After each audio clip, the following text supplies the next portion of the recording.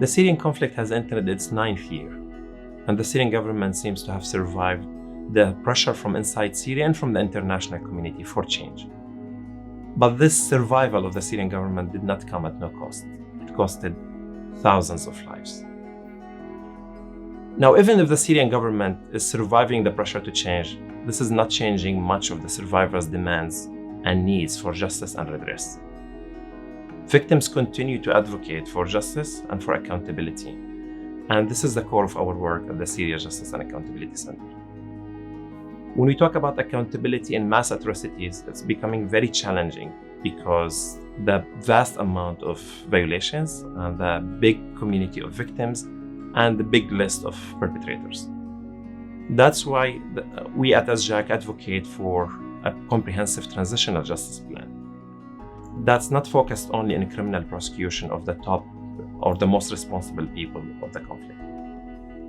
We advocate for ensuring the truth about missing people and releasing all prisoners. This is important to provide redress to the families, especially in the light of the Syrian history of missing people from the 80s and the 90s. A comprehensive truth commission that can tell what happened in the conflict and can set one version and one narrative of the truth. 3, a property restitution program, and this is becoming more and more important in the light of the bad legislations the Syrian government is passing to unfairly expropriate properties to block refugees and IDPs from returning to their communities and cities and areas. National reparation program.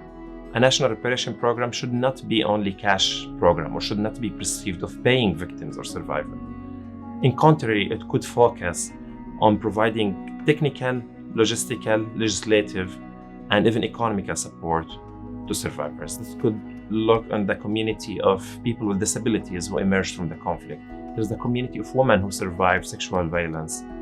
5, and most important, is a comprehensive institutional reform package. Bear in mind that what happened in Syria was mainly started because of bad governance, corruption, and human rights violations. If we want to prevent Syria from slipping back to a conflict, we need to engage in institutional reform and empower people to participate in their governance.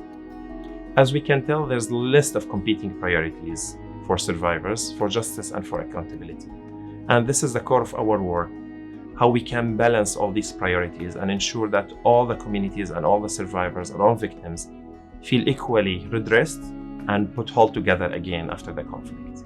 And this is the work of the Syrian civil society, and what the Syrian civil society is focusing on in highlighting those groups who might be disadvantaged or dissatisfied from the results from the conflict.